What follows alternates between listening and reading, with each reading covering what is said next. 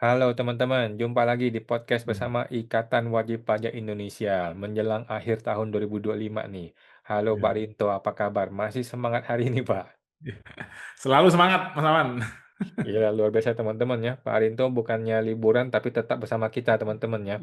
Kali ini kita akan melanjutkan seri mungkin yang terakhir ya mengenai Ya, LHKPN dari para hakim-hakim di pengadilan pajak. Nah, ya, bagaimana Pak ending atau akhir dari ya, LHKPN ini? ya. Ini kan dari total 70 hakim di pengadilan pajak ini yang nomor 61 sampai 70, Mas Awan. Saya Hmm, langsung tampilkan, saya coba share screen. hmm, Oke, Mas. hmm. Nah, ini Mas, yang ke-61 adalah Sulaiman SH MM. Ini dari Direktorat Jenderal Perbendaraan. Nah, pernah menjadi Oke. Kepala Kantor Pelayanan Perbendaraan Negara Bima. Jadi bukan dari DJP dan DJBC, Mas. Cuman dari Kemenq juga, Direktorat Jenderal Perbendaraan.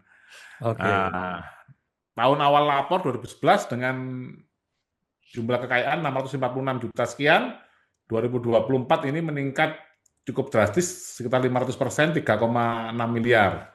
Hmm. Yang ke-62 adalah Akhiruddin SHMM. Nah, ini dari lagi-lagi dari Direktorat Jenderal Pajak, pernah menjabat Kepala Seksi Pengurangan Keberatan dan Banding Kantor Wilayah Jenderal Pajak Sumatera Barat dan Jambi. Hmm. Nah, ini tahun 2011 jumlah kekayaannya 1,086 miliar. Hmm. 2024 hampir 400% Mas ya, 3,975 miliar. Hmm. Yang ke-63 adalah Ari Julianto, SEAKMM, dari Sekretariat Jenderal Kementerian Keuangan. Nah, ini pembantu sekretaris pengganti sekretaris pengadaan pajak, Mas. Jadi semacam panitera Oh, ini, Mas. oke. Nah, lapor LHKPN pertama luar biasa ini, Mas, minus 17 juta. Wow. Jadi tahun Oke. 2011 minus 17 juta, 2024 1,594 miliar ini, Mas. Wah, ini Hmm. dari minus sampai positif ini naiknya ya, berarti ini kalau persentase nggak tahu berapa ini. Oke. Karena dari minus, Mas. Oke. Nah, kalau nomor 64 ini adalah Dipjo Margianto SEAKMM, dari lagi-lagi dari Direktorat Jenderal Pajak, pernah menjadi penelaah keberatan Direktorat Keberatan dan Banding Direktorat Jenderal Pajak. Hmm. Nah, sekarang menjadi hakim, tahun awal lapor 2011 yaitu 502 juta, 2024 laporan HKP-nya adalah 1,6 miliar. Ya, ini Hmm. 300% lebih lah, Mas. Hmm. Yang ke-65 adalah Beni Mangoting SE SST SH AKMH. Hmm. Ini ini apa mantan advokat, Mas? Oh. Dari Direktorat Jenderal Pajak. Nah, ini dari Pemeriksa Pajak Muda, Direktorat Pemeriksaan dan Penagihan. Awal laporan LHKPN 2016 905 juta, 2024 naik ya di atas 60% naiknya. Hmm. 1,388 miliar. Hmm. Sekarang nomor 66 adalah Paulus Hatigoran Pangaribion SEMM dari Direktorat Jenderal Bea Cukai. Hmm. Pernah menjabat sebagai pemeriksa Bea Cukai Muda Kantor Pelayanan Utama Bea Cukai tipe A Tanjung Priok. Di Hmm. Tanjung Priok, Mas. Tahun awal lapor 2011 adalah 465 juta, 2024 sudah menjadi 2,34 miliar. Ya, kenaikan sekitar 450%. Yang ke-67 adalah eh, Aji Witono SST AK MBE dari Direktorat Jenderal Pajak. Pernah menjabat Kepala Seksi Banding dan Gugatan Direktorat Keberatan dan Banding Direktorat Jenderal Pajak. Tahun 2011 awal laporan LHKPN adalah 287 juta, 2024 1,034 miliar. Nah, Hmm. ini kenaikan sekitar 300% juga, Mas. Hmm. Yang ke-68, Untung Margono SST AK MSE. Nah, Hmm. dari Direktorat Jenderal Bea Cukai pernah menjadi pemeriksa Bea Cukai Muda Kantor Pelayanan Utama Bea Cukai tipe A Tanjung Priok. Wah, dari Tanjung Priok juga, Mas. Hmm. 2014 lapor pertama LHKPN berdasarkan penelusuran tim kita 345 juta, Hmm. naik cukup drastis 1,368 miliar pada LHKPN 2024. Ini sekitar 400% ini, Mas. Hmm. Hmm. Terus ke-69 adalah Rusdi Yanis, SEMM MH. Dari Direktorat Jenderal Pajak, pernah menjadi penelaah keberatan Direktorat Keberatan dan Banding Direktorat Jenderal Pajak. Awal LHKPN 2011 cuma 111 juta, 2024 sudah 2,3 miliar, Mas. Ini Wow. sekitar 22.200%. Hmm. Nomor 70 terakhir, Mas, Sulfan SEMM dari Direktorat Jenderal Pajak. Wah, ini luar biasa, Mas, dari AR, Mas. Oke. AR, Kantor Pelayanan Pajak, Wajib Pajak besar 2. Tahun awal laporan LHKPN 2011 416 juta. Dari AR menjadi hakim bisa menjadi 5,9 miliar, Mas. Ini ya sekitar besar ini, Mas. 1.500% juga ini, Mas. Lumayan. Eh, Sampai di situ, Mas Awan. Jadi ada 70 hakim yang sudah kita ulas.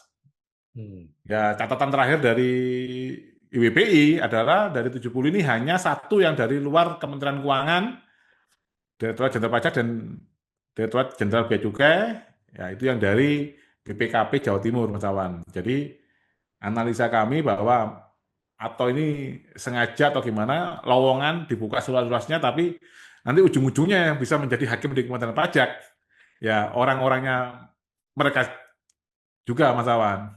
Hmm.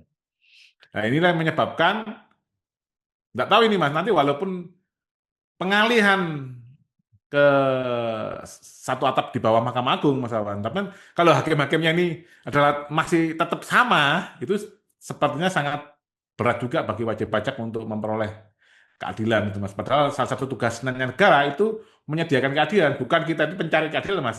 Negara yang harus menyediakan itu karena sesuai dengan pembukaan Undang-Undang Dasar kita, Mas Awan.